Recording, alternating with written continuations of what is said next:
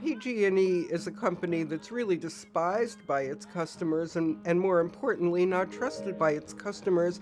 That's because it has a history of killing people.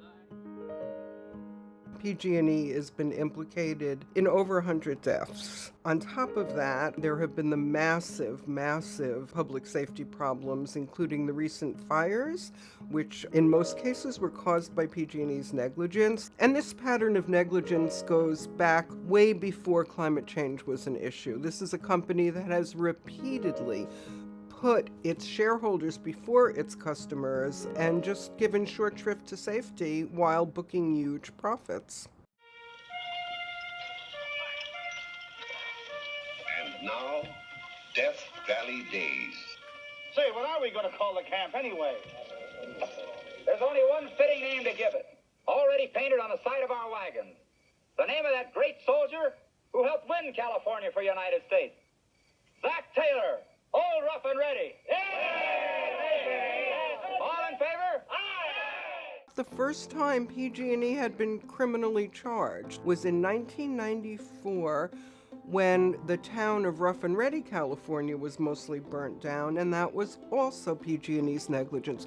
Bankruptcy is a financial strategy that PG&E is using right now and has used before. First of all, as a threat to try to manipulate the legislature. Civil 19-5257 emeritus PG&E Corporation and Pacific Gas and Electric Company Council. Your Honor, Robert Julian and Kimberly Morris of Baker Hospital are appearing on behalf of the official court committee in the PG&E case. The last time PG&E declared bankruptcy, it ended up using the bankruptcy proceeding to literally shift $8 billion in costs onto customers.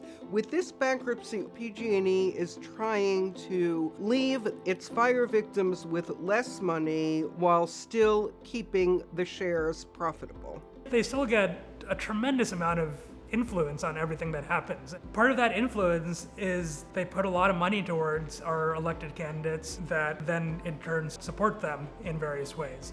At least in Northern California, the places that the fires affect, they don't have that much influence, they don't have that much voice. They're rural communities, they're usually lower income, people, working people, indigenous folks, and they don't have say in what happens, but they're the first ones to suffer the consequences of it. We the people of California find PG&E Guilty!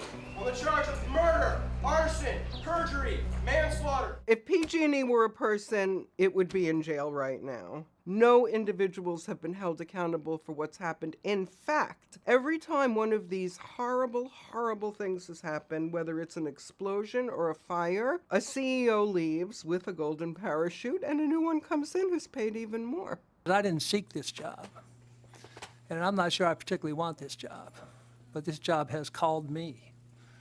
And the reason is I care about these things. I care about the industry. I care about the impact it has on the economic prosperity of the nation. The way private for-profit corporate organizations are structured makes it necessary that their primary goal is not sustainability. The start is not so much demanding that they participate better, it's taking things that are public necessities and public goods out of the hands of those folks. We are organizing a campaign to take back our utility system for the northern half of California for the people. I've actually been working with environmental justice communities and campaigners who've been trying to clean up the pollution that is caused by PG&E power plants in various low-income communities of color in California. Climate crisis is accelerating, and we're seeing drought, and the drought is causing dryness in our forests. And so when PG&E's poles are falling down and sparking the tinder that's around these dried forests, that's contributing to burning down cities and towns and people. It's not a commodity that we buy and sell. Energy is a community resource, even a human right. There are people who rely on energy to live, like my dad, who's on a dialysis machine, who needs to be on that machine every day in order for his liver to function. And there are people like that in California and other places where electricity is part of their lifeline. The impacts of climate change are already here. There's already a lot of suffering. These environmental impacts have human impact. We have to shift to a net zero emission or zero emission infrastructure so that we limit how bad climate catastrophe is, this problem is only going to get worse until we pretty fundamentally change the system. One of the ways that we've been able to take power away from that monopoly is to create community choice programs. So instead of PG&E saying, I'm going to buy power from coal plants in Arizona, we can actually say, we want locally generated, clean, renewable power. That's what we're going to provide for our customers. So in Oakland, where I live, there's the East Bay Community Energy Program that is one of 19 CCAs in California. Society as we know it will change. There are things worth grieving here. Sometimes change is scary, sometimes you lose things that you don't want to lose. There are things that are bad about what's happening, and it's okay to understand that.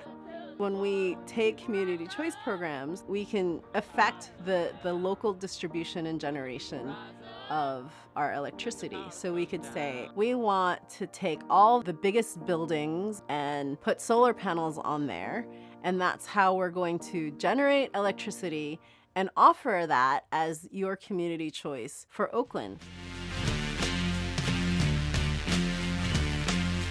Waiting for the sun, waiting for the sun, waiting for the sun. So we're already learning and practicing how to govern our energy system. We have ideas how to do it. We're ready to rise to that occasion because the way PG&E is doing it is going to kill us. There's optimism and creativity that abounds in California that we can harness for good and for a long-term sustainable California community.